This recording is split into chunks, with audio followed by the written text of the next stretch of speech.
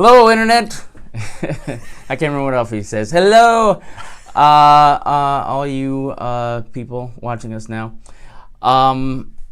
Just because of Matt's uncontrollable desire to push content to you, he's like, "Hey, you got an idea?" I was like, I'm OCD. Must yes. do content. Yes. Okay. I was like, well, you're taking too long to see Incredibles 2. I was taking too long to see Incredibles 2. I have quite a lot to say about it because I saw it. Right. Paul has seen Incredibles 2. I have not. Yes. Paul is going to give his thoughts on it, and I will reply as though perhaps I'd seen it. No, well, you just give your responses to I'll give my what response I'm saying. as one who enjoys Pixar. Yes. But has not seen and enjoyed Incredibles' first movie. And somebody this will give you a deeper insight into Matt and perhaps me in that we don't mind being spoiled. Correct. So I have I'm not, spoil away. I'm tending not to be like that either. Paul. So... Anyway, so if you've seen it, I suggest, if you don't want to be spoiled, stop watching. Anyway, so here's the nutshell of it all. I was disappointed. Yeah. I mean, I did like it, but I'm quite fond of the original. You were expecting to love it. Well, and you didn't. I mean, I just wanted more of what more of the movie, right? More of what I had in the first movie. Okay. Very fond of it. Very parts that I watch over and over again, because I really and it gets me. I get a little teared up there. Oh wow! So what is there a part in particular of the original Incredibles? I've seen the original. So there you go. So we could do that for the Incredibles, even though you're not as familiar with it as I am because you probably haven't watched it nearly as much. I've watched it a few times, but not recently. Right. Okay. So. But what's the moment? One of the parts that I watch is when they're all on the plane. Yep. And the mom does not know that the kids are on the plane. Gotcha. And when she discovers it is exactly the moment that the missile is coming to destroy them, and she's begging them not to not to destroy them because there are kids on board. And of course, the husband is like, "Oh no, don't do it! I beg of you!" And of course, so all that time. The mom is saying, "Hey, you got to put a force field around the ship," and the daughter can't do it. Violet can't do it. She's trying, and eventually she has to leave the controls of the ship and envelop her children, which to me is very it's like that's what moms do. They're like they will sacrifice themselves. All they think about is protecting their children. So for me, that's like primal. And then as they're going down. She parachute for them, and she gets down and tells them that they have to, get a grip and follow what she needs to say. I remember there was of course we're talking all about the Incredibles and Incredibles 2 here, but that's fine. That's what she has the speech where she's like, where the tone of the whole movie really changed. She's like, there are people on this island that are trying to kill you. Yes. You kill them first. Well, she doesn't say kill them. I shouldn't say it that way, but it's kind of like, well, all right then. Yeah, right, see, they got dark. First in that moment, because I'm going to walk you through it because I've seen it so many times.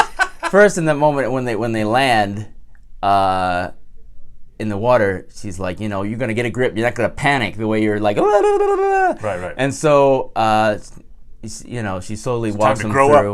It slowly walks them through, and they get to the island. And when they're on the island, and she realizes, okay, this is really serious. Something's really bad that her husband's involved in. That's when she gets the speech to say, look, stop thinking about what I've told you before and how we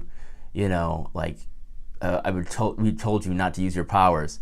So first she tells Violet, you're in charge, and she says, remember all those people, all those TV shows you've seen where they're bad guys, and this is not like that. Those bad guys are not going to take it easy on you. They will kill you if they get the chance, and don't give them that chance. So that's the speech she gives, which is like, don't give them the chance. Don't give them the chance to kill them. So, it means a lot to me. Like she says, she runs off, and then daughter feels the need to apologize because she couldn't make it. She's like, I'm sorry, I know you wanted me to, but I couldn't do it. And she's like, look, don't worry, it was not fair of me to put all that much pressure on you so fast. But, you're a lot more powerful than you think you are. Don't think and don't worry. You're part of our family. You're going to do the right thing. You've got it in you. So it's like, okay, good, sets you up. And so obviously, Incredibles is very important to you. Yes. You've got a catalog memory of all of the I'm not done yet. And so later this is about Incredibles 2. But yes, go ahead. I'm not done yet. So later on, when they've been bickering, the brother and the sister, Violet and Dash, been bickering. It's very important to me, this movie. I don't know the names. I think we should just call this The Incredibles, how cool it was. All right, go ahead. Anyway, so when they're out on their own because, they're forced out of their caves and they're discovered by a bunch of henchmen and they run off, but ultimately they come back together to protect each other. So Dash is like, you're not going to hit my sister, and she's like, the first time she... That's right, the drones with the buzzsaws and all that stuff. Yeah, puts a force field around him, and then the family comes together. And then, first, it doesn't matter. As they're attacking, they, take action poses, all of them, and start fighting together as a team without even having to... Yes, tableau, without having to train or anything like that. So all those family moments, to me, really worked. So this movie, and then this movie picks up right where their last movie left off, right? Okay, so they're a family now; they're a unit, right? They can work as a team. Well, except they don't. So and the moments in Incredibles 2 where they come together, I just don't feel work as well. Okay. One of the interesting things I thought about the first one, and that's this is a sequel, so it should is that they were setting a great. Conflict between the mom and the daughter, Violet, because they're women and they're she's driven, but there are times when she's like because she's talking back. You didn't really have that in there because mom is being sent out on these missions to sort of bolster the reputation of superheroes so they can change the laws. Right. So maybe give a quick little synopsis in the movie. Yeah, a little synopsis. Right. So, unlike you, kind of led to believe that everything was going to be all right at the end. You were led to. The Underminer shows up, but it's like, oh, it's a villain we can beat. Well, the guy who was protecting them, Witness Protection, was saying, we'll work together, work with the groups to change everything. But this is really good what you guys did. So. Gotcha. So in other words, it'll be good for supers going forward. Right. Okay. So, once actually what you see is that it doesn't go so well with the Underminer, that there were a lot of problems. So it kind of like, oh, here we go again, so it's more difficult than to try to establish it. They get kicked out of the Witness Protection or whatever. So is this analogous to the Avengers and like the Sokovia Accords kind of thing? Like, you destroyed the city, now you have to. Well, that was the premise of the first one, right? Because people are like, I got hurt when you saved my life. Which is interesting because it's been Brad Bird, the director of the movie, was criticized, I think, for having they imagined he was like an Ayn Rand supporter because of it, and I could see that, because it's like, oh, those darn lawsuits. Ooh. Anyway, so they're come to the rescue because they're like going to be not have any way to support themselves because at the end of the last one, he was working for the villain. Their leader, Fountainhead Jenkins. Yes. Okay. Right. So he, in the last one, right, Incredibles, Mr. Incredible, he goes off, he's doing, we're testing stuff, and it's going to be helpful for supers, but it's actually, we're going to use this thing to kill all supers. Yeah. So he still needs a job, and what happens is they offer the mom a job to be this, to bolster, to be a superhero and get paid for it. So she's like the face of trying to, what I got from the trailer was, hey, we're trying to revitalize the image of supers. Yes. So you're going to be the face of our organization or whatever. Yeah, and there was a lot of, women can do it right, and women could do it better. So she was, there was and perhaps her personality. At least when she was fighting, she was trying to do things that weren't as destructive as the husband. Okay. So in other words, have an eye towards collateral damage. Don't have that so that we look good. Right. So anyway, so it ends up him being a house husband and dealing with the family. So you lose that conflict between the daughter and the mother because the mother's off doing other stuff and doesn't really, the conflict ends up being between the dad and the daughter, and that's doesn't work as well. I don't. Admittedly, too, I'll say because I saw a few of the trailers. I mean, whatever. Obviously, there's multiple trailers. The stuff that I wasn't like, I got to run to this movie because it seemed like, and you can tell me if this was like a major part of the movie or it was just part of the trailers. The house husband angle, it's been done. Well, the trope of like guys can't raise kids. One of the conceits of the movie, unfortunately, they're dads. Is they're only just beginning to discover that Jack has powers. I remember Jack's name. Because he displayed them at the end of the last movie. He did. So first you could so up until the point where they return home and discover the villain with their baby, you could be forgiven for the fact that they don't know that their son has powers. I mean, if you recall in that first movie, the babysitter sort of discovers it. And actually there's an interesting short that they showed with everything that happened with the babysitter and the baby. Gotcha. Because he displays all his crazy powers. But when the villain kidnaps the baby goes crazy and starts doing all this stuff. I mean... You're talking about in The Incredibles. In the first one. Yeah. So, I mean... They saw it. Right. Well, yeah. So I guess the argument would be it's too far away. They couldn't really see, I guess. But I don't know. To me... So you're saying they get surprised by his powers again in Incredibles 2? Right. Okay. That does seem a little weird. Yeah. Anyway, They revealed it a second time. Right. And I guess... I think in the short that shows you what happens during the babysitting thing, I guess it was the Men in Black protectors of her that erased her memory. So maybe she couldn't tell. Anyway, it doesn't matter. Okay. I mean, I felt like it was a waste of time to have the mom not know. And there's this point where she, does sort of like figure it out. Like, what? Why didn't you tell me? It's like, ugh. So I don't know. So I felt like they didn't handle, and that was my favorite part of it. Treading water is the family stuff. So, and the villain, I felt like by hiding who the villain was, I could give a guess as to who the villain is. Okay. Based on the trailer. Okay. I mean, I'm not gonna be able to name them, obviously. But okay. Like, whatever the organization is that's trying to show that supers are great, yes, is actually trying to undermine the supers in some way, or somebody in the organization is working against the supers. Correct. Okay, you could kind of see that coming. Right. Yeah. Well, so it's actually the first one. The first movie. Yeah, good point. It's Mr. Incredible going, I'm going to go work for this organization that's going to help supers. Oh, they're secretly against supers. Now, in this case, there are two people who are involved with the project. So one person sincerely wants to help the supers. Okay. The other person doesn't. I got you. And is secretly working against them. Right. And apparently people online are saying, like, oh, yeah. Is this screen slaver? She's got a point. The person who's behind it basically... because in the trailer we see the mind control device thing, whatever. Okay. She mind controls people to be the screen slaver. Okay. So she's not actually the screen slaver. So she's kind of like Svengali? I was thinking Iron Man 3. Why am I forgetting his name? Mandarin? The Mandarin, right. So she sets up the Mandarin, but she's the real thing behind it. Yeah. Okay. Yeah. So, I didn't think that worked that well.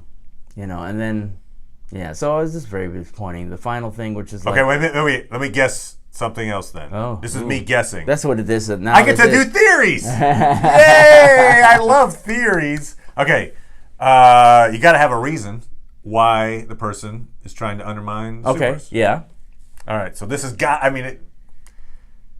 it's got to be... Yes? I'm going to go with parents. Yeah. Parents dead. Ooh. It's because of a super... They blame the super, but the super wasn't completely at fault. In other words, it wasn't like the super shot her dad or So something. But here's what it was. okay. So when they were young, Ah! the parents Ah! were attacked by supervillains. Oh, supervillains. Right. Okay. Yeah, and they really believed in the superheroes, so they're like, the superheroes will come and save us, and they didn't. I kind of win that, right? Yeah, I get an A minus on that one. No, you win. It All was right. because of the superheroes. So the daughter blames the superheroes because, They didn't save her parents. they didn't save her parents. Okay. Yeah. And she just kind of feels like we shouldn't be, putting our faith in these stupid superheroes. They're all bad. So she. Okay. So you said there was something online saying that she's got a point? What was that? Yeah. In what way? That was it. That we shouldn't depend on superheroes. We shouldn't depend on I don't superheroes. know. To be honest with you, in a world I where didn't- superheroes exist, maybe we should. I don't know. Yeah, you're right. We shouldn't depend on people with laser vision to come and save us. Exactly. Good point. Yeah. Well said, Internet. It's like somebody was like, or I think in the movie she was saying, why didn't they go to because they're rich people, so they had a safe room. And they didn't go to their safe room apparently because they were waiting around for super to protect Oh no. Okay. Yeah. So they were stupid in a way. Yeah, really, that's the thing that she Here's the thing you could do. do. You could depend on superheroes and still go to the safe room. Yeah. Yeah. You could do both. But all right. Yeah. So anyway, yeah. So Is there stuff you liked in the movie? You said you didn't dislike it. I didn't dislike it. Okay, so what was it? What was likable? It was about great it? to see all the characters again. Especially little designer there. Mode.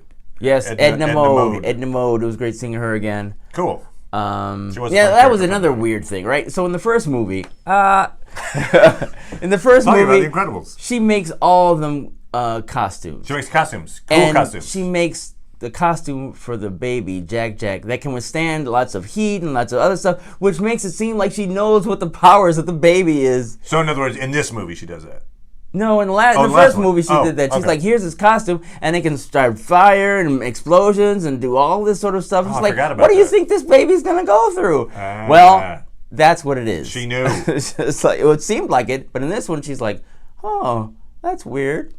So, I don't know. All right, so that seems to be the part that bothered you the most is the fact that they retreaded they reversed time on we don't understand Jack's powers. You would have liked them to have known the powers and deal with them instead of like being surprised by them. Yep. Okay, fair enough. Now, what about, you mentioned the family element? It gets lost because it seems like Elastigirl's out and about and home husband, Mr. Incredible, is not, that scenario doesn't work, or? Well, so the conflict they had to create that they had to resolve was the daughter was angry at the family because their boyfriend, or the guy she made a date with, because he had seen.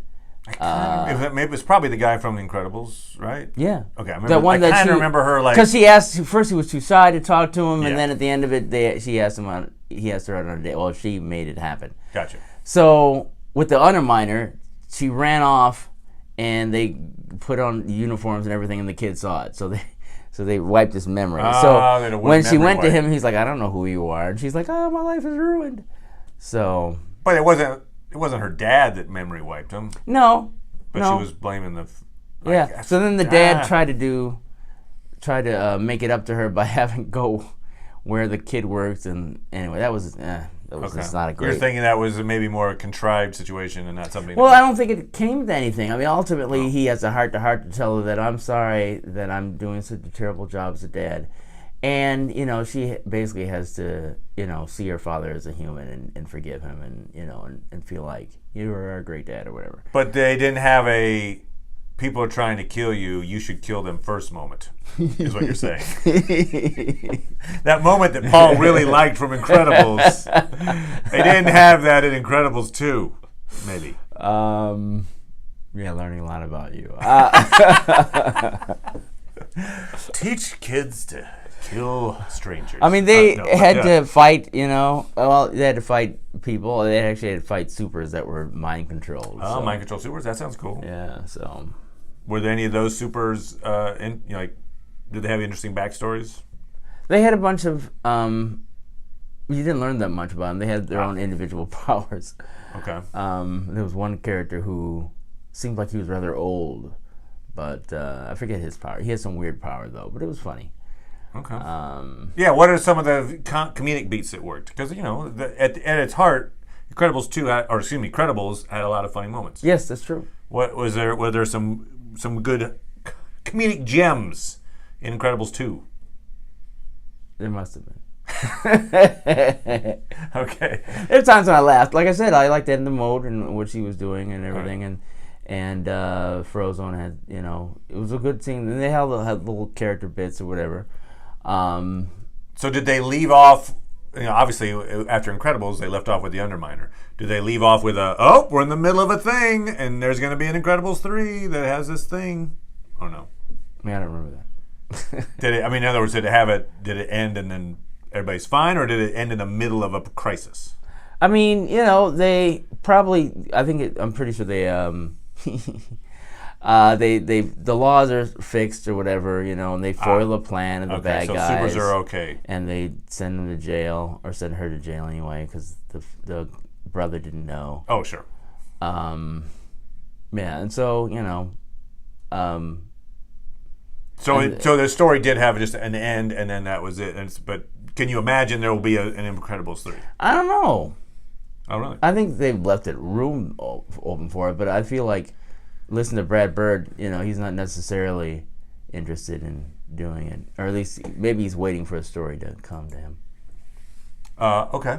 All right. So, depends on how much money this knowing makes, that, probably. it seems to be doing well enough, so, that's, I feel like it's good enough. I hope they just work on the other one. Like, Pixar is known for, like, if a story doesn't work, going back to the drawing board, taking the time, and I don't feel they did that. I wish they'd done that with this one. Because, famously, that's what they did with Toy Story 2. They're like, something's wrong about this, and so, Toy Story 2 had a lot of interesting twists there, and I think that's because they, like, bothered to really work with the story to get it to be right, and so... Okay.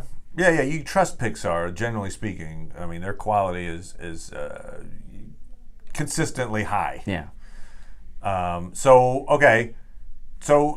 again, it doesn't sound like, we've said a lot of negative things here, but it sounds like you're not that negative on the movie. No, again, because I like it, even though those moments aren't as good as the first one, I still enjoyed it. And the animation, I assume, must be awesome. Yeah. Because it's Pixar. Yeah, and it's been years since they did those characters, so they can apply all the new things they learned to it. Cool. So all that stuff looks good, and they had a character who could create like dimensional portals, and so she was fighting, she would create these portals, and people would fall through it or whatever. What was the X-Men character that could do that? We saw in Days of Future Past. Oh yeah, I can't remember his name. Her, I think, but her, yeah. Anyway, she did the portals. Her name was not Portal, but okay. All right. So apparently there was some reference to Portals, the game. Oh, Portals, the game. Yeah. All right. Cool. Good. All right. So there you go. All right. So there yeah. you go. So this obviously you shouldn't be listening to this if you're deciding to see it. Or you should, because spoilers don't matter. Okay. Yeah. Right, because you probably will see it eventually. I probably will see it eventually. I'll probably Netflix it or something. Yeah. So, all right, cool. Well, that's Incredibles 2. Yes. Thank you, Paul. Sure. I appreciate that. Thanks, everybody. We'll be back with more silly stuff in the future. Bye now.